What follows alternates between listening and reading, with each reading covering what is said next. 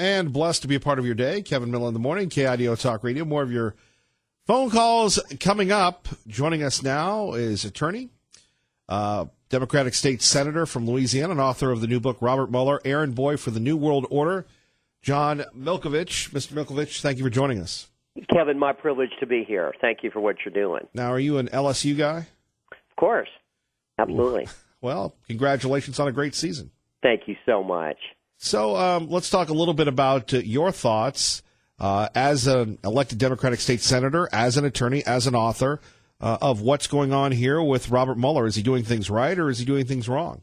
Well, wrong. Robert Mueller is a crook. He's been a crook for a long time.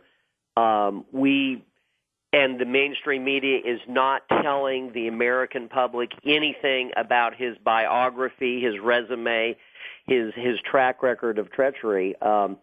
If you do the quick flyover, he was in Boston in the middle of Whitey Bulger's reign of terror. People are ending up dead, and astonishing. This is not a conspiracy theory. This is documented fact. Whitey Bulger was the mafia kingpin in Boston, and the FBI was protecting him, keeping him out of the courtroom, out of the jail.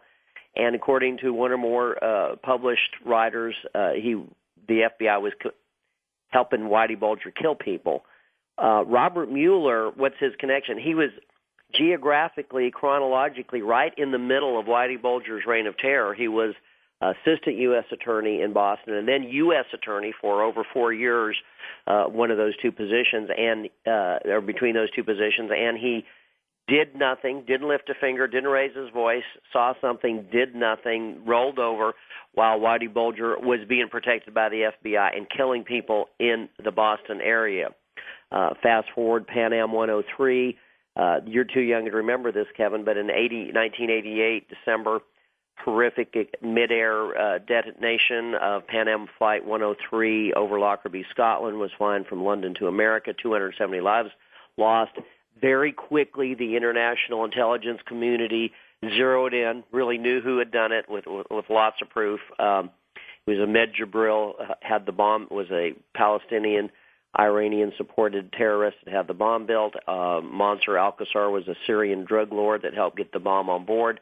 Some corrupt CIA officials actually, and this is astonishing, but gave the green light for the flight to proceed with the bomb.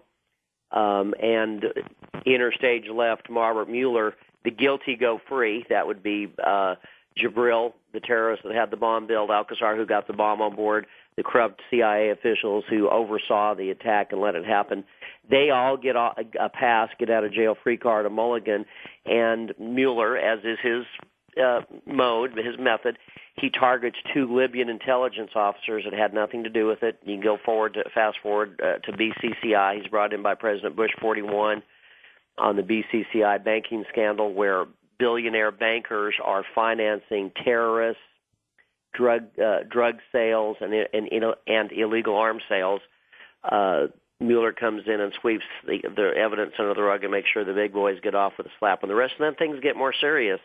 1 week before 9/11, he's brought in by George Bush 43, and within a day or two of 9/11, he's fast at work, fast and furious, excuse the expression, flying Saudis and bin Ladens out of the United States so they could not be questioned about the Saudis' involvement in 9/11. Of course, we know 15 of the 19 identified hijackers were Saudis, and the Saudis were given money, support, logistics, aid, network, lodging, food, whatever to the hijackers. Mueller gets them out of America. He continued after 9/11 as the head of the FBI, to cover up the investigation of 9/11.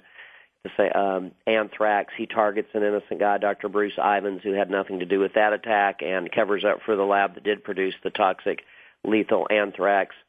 Dr. Ivins, who was the innocent target of his event, ended up dead. Official story, suicide, timing, interesting to say the least. He died just as Mueller's prosecution was having to fish or cut bait and face the public and judicial scrutiny of a legal proceeding. He went before Congress under oath and said that Iraq had weapons of mass destruction, helps us get into a war where 4,500 American soldiers killed over 100,000 Iraqis, $1.6 trillion of taxpayer money. And then the surveillance state. He actively lobbied Congress to erect an endless night of government spying where the federal government is now spying on every telephonic and digital communication of every law-abiding citizen in America. I'm sorry, that's a little bit of Robert Mueller's track record. And I'm sorry if I went on too long. No, we love the content. So if Mueller's so bad, why is he doing this? And your thoughts initially on Roger Stone getting stuffed and cuffed at 3 a.m. this morning? Stuffed and cuffed, thank you. Oh, was it 3 a.m.? Something like that, yeah. Oh, my goodness. If that's when it happened, that's just one more visual aid, one more proof of the Gestapo tactics. You know, Mueller is supported by the Bushes, the Clintons, and the Obamas. And by the way, he's the one that gave the Clintons a pass to help transfer 20% of America's uranium ore to Russian interests, and in return, the Russians, according to Dr. Corsi, got over $100 million stuffed in the Clinton Cash Foundation. Mueller gets all these gigs because the establishment, deep state, globalist insiders, all those bad things, all those bad adjectives you can think of, they know what they got with him. They got a known quantity. He's a crook. And if he says that Roger Stone committed a crime, I don't believe a word he says. I mean, I'm sure Roger Stone, like all of us, has made a mistake from time to time, but I don't believe a word that comes out of his mouth because he's got a 30-year track record in the Department of Justice and the FBI of covering up crimes, fabricating charges, letting the guilty go free, persecuting the innocent. Indeed. Let's get back to how Mueller plays out into taking down the president. Well, and you're asking all the right questions. You've been doing your homework, and in the instances where you know more about something than I do, please interrupt me and correct me because I'm just a ordinary citizen who's ticked off. And again, the question was, how does Mueller... You know, this is what Dr. Corsi says, and I think it really resonates. He says that Mueller was brought in by Rosenstein and the people behind the scenes, Bush's, Clinton's, Obama's, the international bankers behind them, and for one reason, to take out the president. He doesn't care about the truth. He doesn't care about whether President Trump actually committed a crime. He doesn't care about whether Donald Trump did this or did that. He's there to take out the president. And interestingly enough, for anyone that thinks that Robert Mueller is a clean guy, did you know that his deputy, when one of his top deputies, when Mueller was head of the FBI, actually went on national TV, CNN, and said that government agents were going to kill the president. Now, there was a time and day when that type of thing might be illegal. Of course, I guess you have to say whether he's just making a prediction or whether he's encouraging somebody. But Phil Mudd was a top assistant, top deputy to Robert Mueller when Mueller was head of the FBI. He literally went on CNN, you can Google it, and said that government agents are going to kill this guy. Well, did Robert Mueller file charges on that? No. Did he file? Is he show any concern about Vince Foster or Seth Rich both being dead, or the long string of people who met questionable, violent fates who had incriminating evidence on the Clintons? No. Has he indicated any concern about Barack Obama giving automatic weapons to Mexican drug dealers? No. Has he indicated any concern about... He actually stood down for the real collusion of the Clintons transferring uranium and getting a bunch of money. He was the head of the FBI when that happened. Guess what he did? Not a thing. Amazing. And I'm sorry, I'm saying too much, talking too much. No. That's why our show is a little different. We like to let the guests talk, and we love the content. And that's why we have you on, sir. So no big deal. We're please don't apologize. And by the way, thanks for the compliment. But I am old enough to remember what happened to that Pan Am flight and how devastating that was. Back to you though. Why write this book? And let's face it, you might end up in Mueller's crosshairs. Well, I believe in prayer. I'm a Christian. I'm not. By the way, I'm not saying I'm perfect. I think St. Paul talked about the category of people that are seeking my salvation with fear and trembling. That's my category. But I'm an American. I'm a Christian. I'm an American. I'm a patriot. And I saw that very clearly.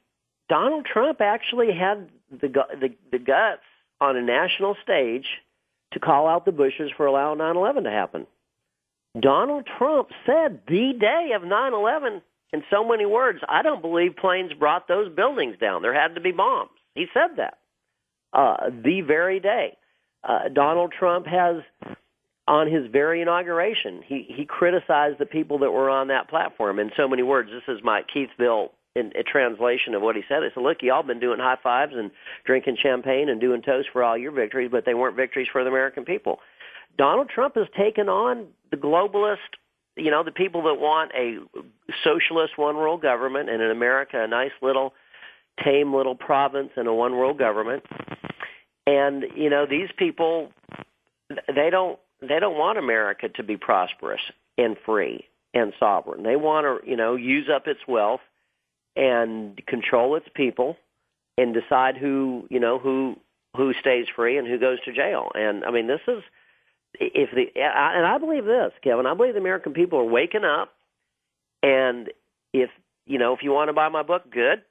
I'll tell you something even more important to do. Get on the phone with your congressman and your senator and say, where are you on the issue of Robert Mueller being a crook and taking out our president, not because he gossiped about Hillary Clinton being a crook or someone in his campaign gossiped with the Russian lawyer about Hillary Clinton being a crook.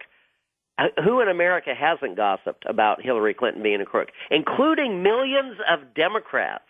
I mean, they're going to put everybody in jail. But, I mean, gossip is not a crime. And if they were saying something about Hillary and it was bad, there's a chance it's actually true. Indeed. John Milkovich joining us, author of Robert Mueller, Errand Boy for the New World Order. Let's get back to Whitey Bulger. If anybody has seen that movie with Leonardo DiCaprio, also Whitey Bulger, there are a couple other movies, Black Swan with Johnny Depp, also the documentaries. He was a bad guy. For people in Idaho that aren't familiar with how bad Bulger was until he was recently killed in jail, and his collusion with the FBI and Mueller's relationship to that, can you educate us on that, sir?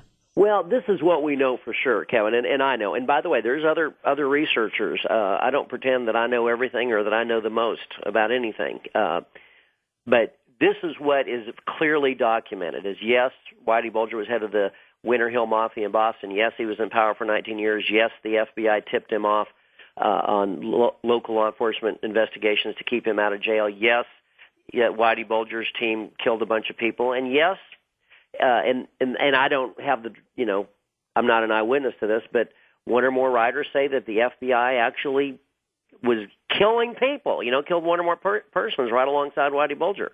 That we know. And we know that Mueller did nothing. I mean, here's this preeminent, the mass media tells us that this guy is a straight-arrow Eagle Scout, Dudley Do-Right. Well, why in the world is he sitting there in the middle of an FBI-assisted mafioso murder militia or ring? Sorry, militia is not the right word to use in Idaho. And by the way, let's talk about Ruby Ridge for just a minute. Last time I did the history or geography, I'm from Montana originally, but last time I did the geography, Ruby Ridge is in Idaho, and federal agents shot up Randy Weaver, wounded him, shot his wife, killed her while she was standing unarmed in the doorway of their home holding a 10-month infant daughter. You know more about this than I do. They submachine gunned his 14-year-old son in the back while he was running from what the family contends was a federal ambush. Mueller was furious about this episode. Was he angry because the feds shot up a family? According to those around him, no. He was furious that anyone had the audacity to criticize federal agents for shooting up this family. It causes you to wonder, where is this man's ethics? Where is his spirit of patriotism? Where is there any bedrock, fundamental American values of decency, honor, nobility? He's an anti-American, not based upon the sayings of John Milkovich. He is an anti-American based upon his documented record of treachery in Whitey Bulger, Pan Am, BCCI, 9/11, Anthrax, weapons of mass destruction, and him lobbying for the government to erect a surveillance state where they're spying on the digital and telephonic communications of hundreds of millions of law-abiding Americans. So as your experience as an attorney, as an author, as a Democrat state senator in Louisiana, how does this end for the president with Mueller? You know, I'm going to say this. I believe in God. You know, and the Bible says, "Fret not thyself because of evildoers, neither be they envious against the workers of iniquity, for they shall soon be cut down like the grass and wither like the green herb." You know, one thing Scripture doesn't tell us is how long soon is. Soon could be 10 years. Soon could be 10 months. But this is what I believe. Mueller is not going to stop his attack and his efforts to take out the president until the wheels fall off the wagon. Now, and by the way, I am not advocating that someone do something illegal or violent to Robert Mueller, but I think he's going to push this as far as he can until God stops him. Now, how God stops him, it may be an indictment. He may get investigated. People may continue to step forward like Dr. Corsi and say, look, this guy is trying to basically threatening me if I don't lie. And another way is, what about Congress? What about the United States House of Representatives? What about the U.S. Senate? We've got some heroes up there, Louis Gohmert, Jim Jordan, and others that have spoken out. And, Mitch McConnell, he's been kind of criticized in the past for being kind of a middle-of-the-road guy. He has refused to let this bill come to the floor, or, he can't by himself, but unless there's enough votes. He has not jumped on board with this, well, we need to protect the Mueller investigation. We need our congressmen and senators to do their research. If they want to read our book, great. If they don't, take 2 hours one Saturday afternoon and study who Mueller is. He's a crook going back 30 years at least, and he has no business. And this is the deal. If they really believe that Donald Trump colluded to throw the election from Hillary Clinton to Donald Trump, well, what are they saying? Are they saying that Donald Trump was conspiring with the people that hacked Hillary's computer? Does anybody really believe that? And does Mueller have any proof of that? Did Donald Trump pay people to hack her computer? Did he pay people to hack her computer? Did he pay people to release her emails in the national and international media? There's no evidence of any of that. Right. I'm sorry. Mr. Milkovich, we'd love to have you back. Robert Mueller. You got me fired up, Kevin. I'm so sorry for going on. Please forgive me. No. We'll have you back soon. We appreciate it. We urge people to go get your book, Robert Mueller, Errand Boy for the New World Order. Thank you, sir. Kevin, thank you for the work that you're doing. Appreciate you, and roll Tide. Oh, my goodness. Now that hurts. That hurts. Hey, you have a great day, buddy. Go Tigers. See you, sir. Okay. All right. Doug in Mountain Home, thanks for your patience. Good morning.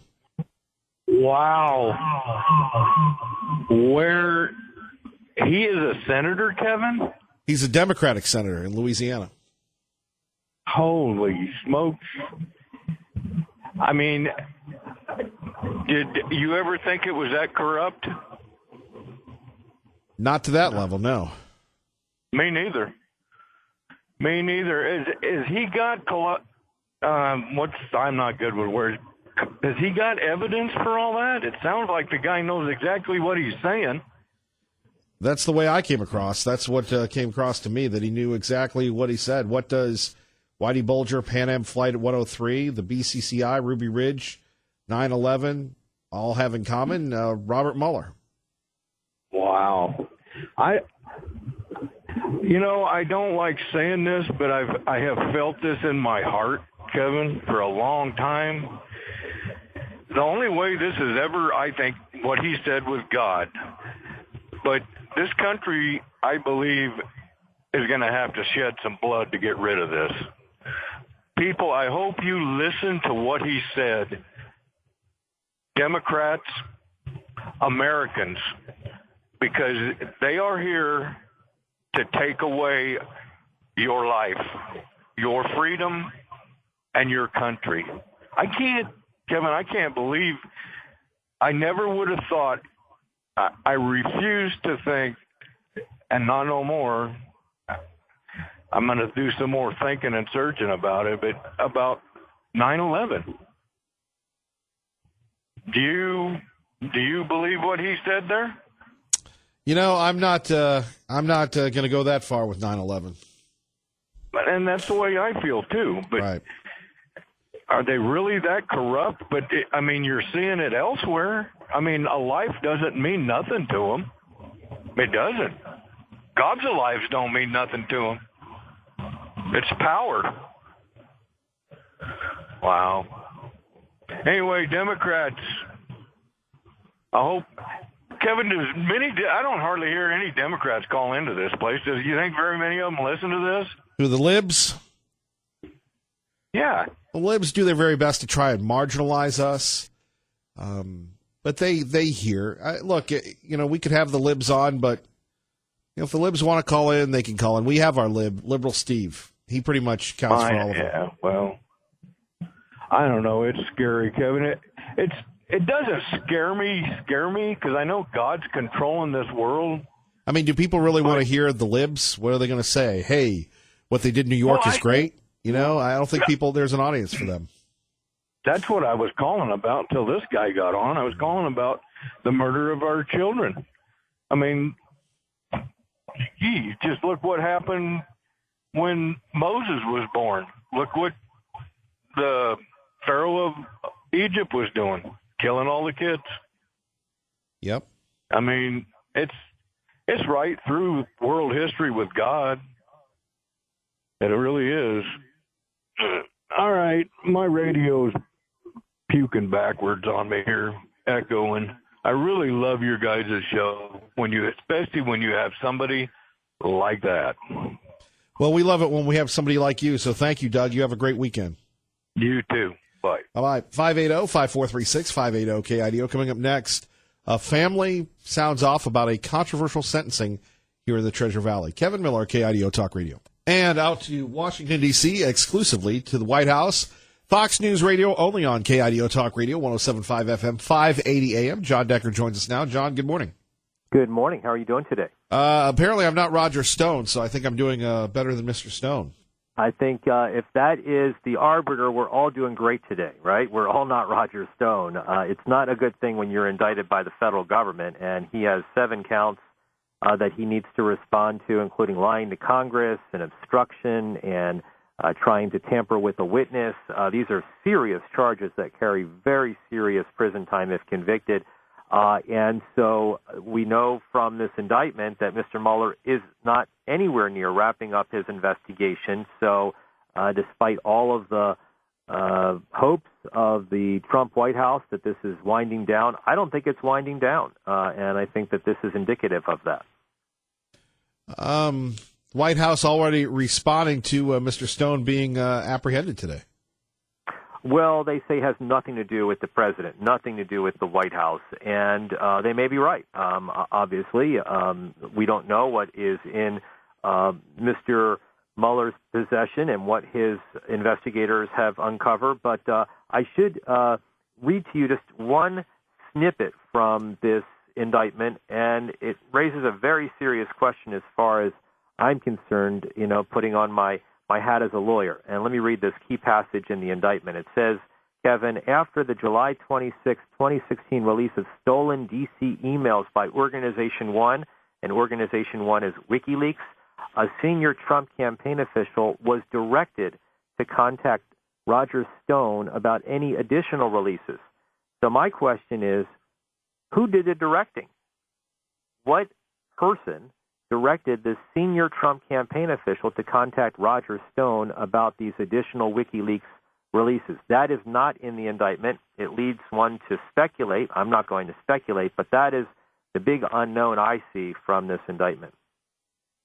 And, of course, Washington pretty much rocked by. But you've been around politics and governance for so many years. Roger Stone has a very interesting reputation. Well, he does.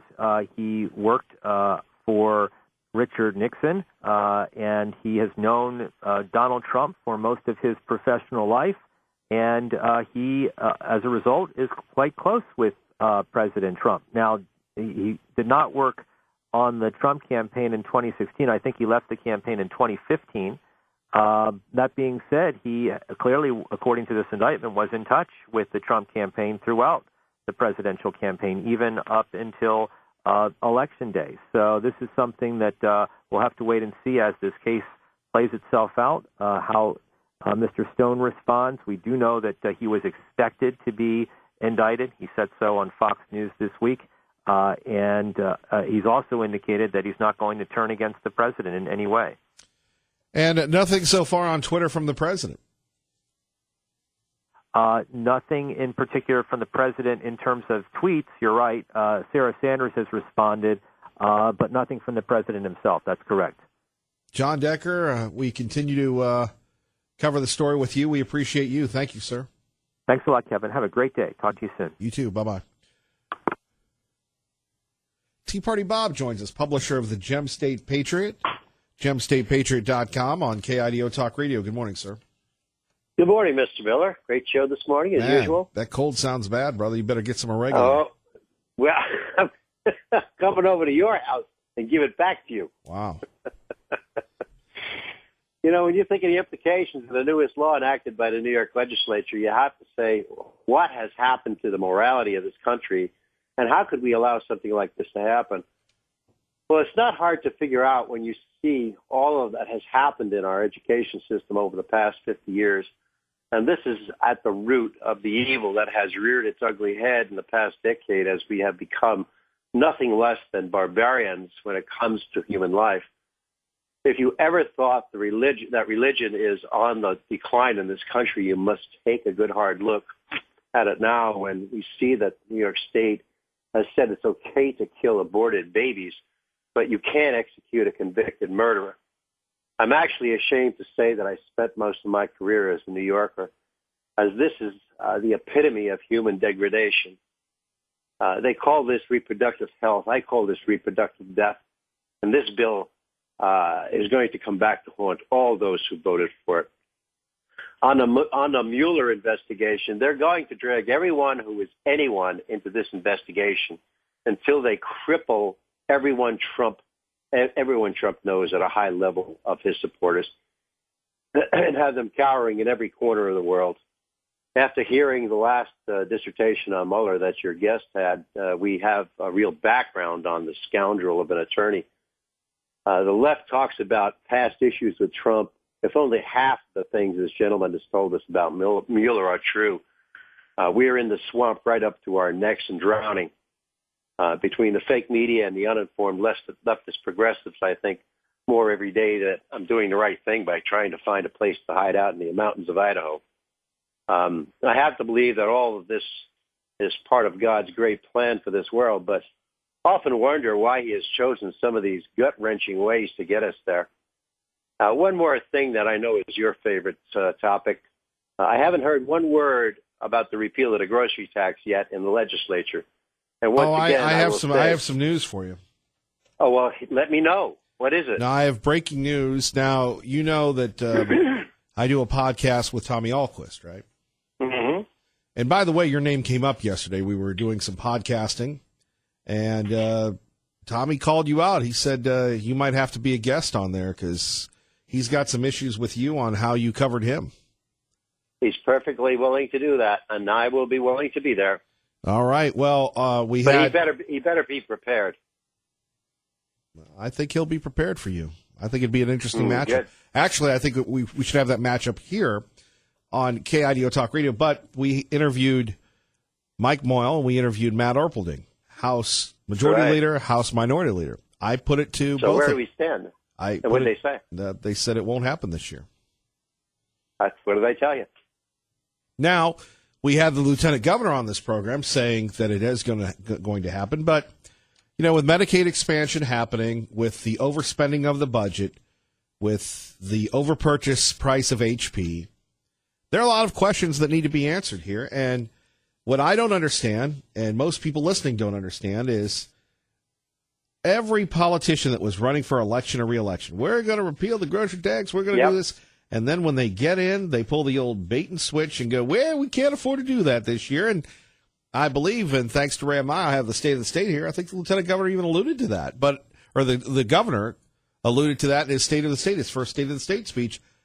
If that's the case, and if we're talking about open and honest and transparent government here in the state of Idaho, I think somebody should make a public statement on that. If they would like to come on this program and explain that the grocery tax isn't going to happen and why, that's great. But please don't pull the usual, well, we ran out of time, everybody. See you next year, 2020. Kevin, we haven't had open and honest legislative action or truth from our politicians in this state for well over 12 years, and I don't expect any in the next 4 years. All I expect is too little, too late. And all I can suspect is maybe Tea Party Bob 2022. He'll do it for you. God bless you, my friend. I hope you have a great day. Hope you get over that cold, little buddy. Yeah, thank you very much again. Well, as I said, other people give away movie tickets. We give away colds. Yeah, it's wonderful. Thank you. Vicks Staple Rub loves you. Well, all right, Tea Party Bob. Have a great day. Take care, my friend. Bye-bye. Bye-bye. 580-5436-580-KIDO. According to Channel 7 that interviewed the family of that young mother who was killed, the 24-year-old Maddie Dusky, the sentence of the person responsible for her death is a slap in the face. Let's take a listen thanks to our friends at Channel 7. November of 2017, police say this man, Adam Paulson, got behind the wheel of his truck while drunk. In the early hours of the morning, he hit and killed 24-year-old Madeline Dusky, who was crossing Eagle Road in a crosswalk. Paulson had a blood alcohol content of 0.12. That's more than 2 times the legal limit in Idaho. A jury convicted him of vehicular manslaughter. Earlier this month, Judge Deborah Bales sentenced him to probation and community service with a suspended 15-year prison sentence. He received credit for 14 months he spent in jail awaiting trial from a previous violation. Now, in addition to probation, he will pay child support for Maddie's children until they become adults. It has been a week since the sentencing, and today, our Morgan Boydston sat down with Maddie's parents, speaking publicly for the first time in a story you'll see only on 7. This is Mother's Day. I think it was the last Mother's Day. There's an immeasurable void in Maddie Dusky's parents' lives. She's my only child, an essential part of my life, but this big link that's missing. When Maddie walks into a room, it lights up. Just how she made everybody feel. We were like best of buds, but I think if I narrow it down, I miss most watching her be a mom. Maddie leaves behind a 2- and 4-year-old who her parents say were her world. And they will only know their mom through our memory. That's very hard. For me, I mean, it's just one day at a time.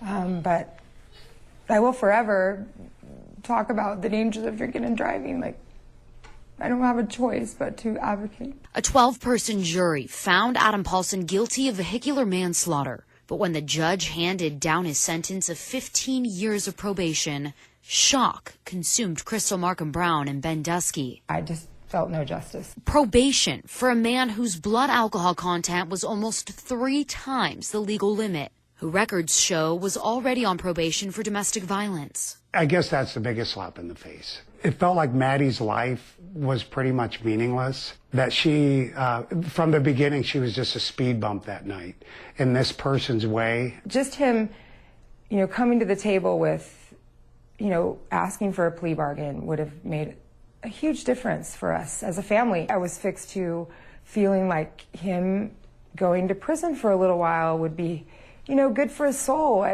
good for him to, reflect upon what he did. I don't feel angry. I feel like I'm concerned about the community. Her parents say the defense blamed Maddie for walking in the crosswalk late at night against the light. I kept pegging the pedestrian who always took an Uber, who was most likely going to take an Uber. She paid the ultimate price, so whatever she did, okay, she paid the price. We pay the price every day. Hearing that Maddie didn't have a right to be in the road, it almost sent the message, but this person did. The minute he opened the door and put his keys in that ignition switch, he lost his right. Maddie's parents want the sudden loss of their daughter and their hurt. She's not coming back. To make a difference. If it could be used for good, if it could just stop one person from getting behind a wheel, and impacting somebody else's life like this, I think that's what she'd want. There we have it from Morgan Boyston of Channel 7. A remarkable piece where the parents of this young lady killed by a person convicted of drinking and driving, twice the legal limit, and who got 15 years probation. And this happens here in the Treasure Valley. We go to David in Caldwell with Kevin Miller on KIDO Talk Radio. Good morning, David. Morning, Kevin. How you doing today? Living the dream, sir, and you? Oh, I got to tell you this. Yesterday, I went over to Home Depot, and it was last week I got some bumper stickers off of Craigslist, Boise Craigslist, and I put one of them on my car. So I go over to Home Depot. I'm inside, and I come back out, and some gal is trying to peel my bumper sticker off. And I asked her, "What are you doing?" And she goes, "I don't like your bumper sticker." I said, "Well, you don't have the right to do that." So she goes and gets in her car, and as it drives away, I look at the back of it, and it says, what is it, Blue Girl in a Red State. Ugh. I thought, what is up with this? The bumper sticker, all it said was, "I'm all for building a wall," and it said, "between here and California." And she didn't like it. And so, well, I guess you can put whatever you want on your car, but if you don't like what I put on mine, you're going to rip it off. That was kind of funny. The devious little libs and what they'll do. You could have actually probably got her arrested for that. I actually, call screener told me that too, and I didn't really think about it. I thought, well, that's pretty arrogant to just go, "You don't like my bumper sticker, so you go tear it off." So I got to get me another one. I'll just go back on Craigslist, buy another one, and put it back on. She tore about half off. Amazing. I caught her. I love Build the Wall. Day. Thank you, David. Take care. Appreciate you listening. Well, I wondered if we would ever hear from this young man again. Good morning, Pete. Good morning, Kevin. You didn't hear from me because I was in the St. Luke's Elmore Hospital for 12 days with pneumonia. I'm sorry to hear that. Glad you're back. I got to say, if you're going to do it, that's a great place to do it. Those folks are wonderful. Good to know. I will say the New York murder legalization law, and that's what it is. It would have made serial murder Kenneth Gosnell, the abortion doctor, would have made him legal, what he was doing. The liberals in New York, and I think all over the country, are committing self-genocide. They are killing their next generations off. They're fulfilling Margaret Sanger's dream, as she phrased it, of removing the darker people from America because they want to do this in the minority communities.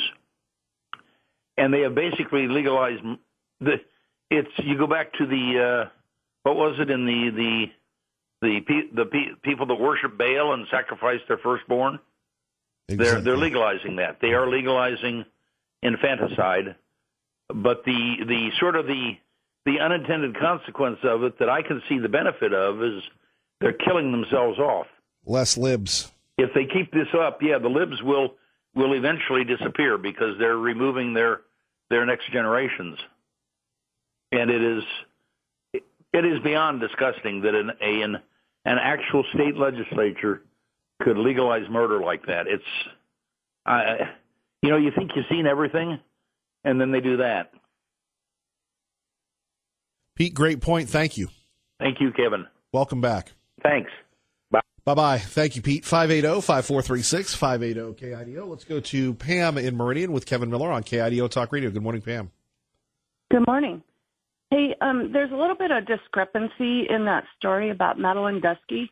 The news reported last night on TV that Adam Paulson's blood alcohol was 0.12, 2 times the legal limit.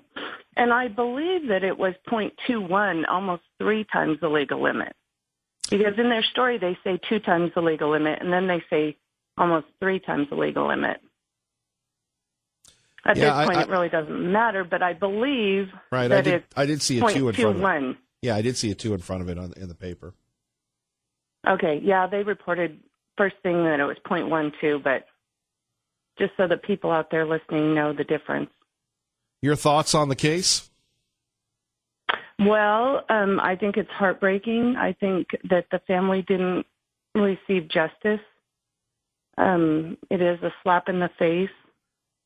It's really sad. Can't believe a judge would put a sentence like that when the man was already on probation for attempting to kill his wife. And he has a child with that woman. and he was almost willing to take away the life of his child's mother. And then he does take the way of life of another mother. It's just heartbreaking. It's unfair.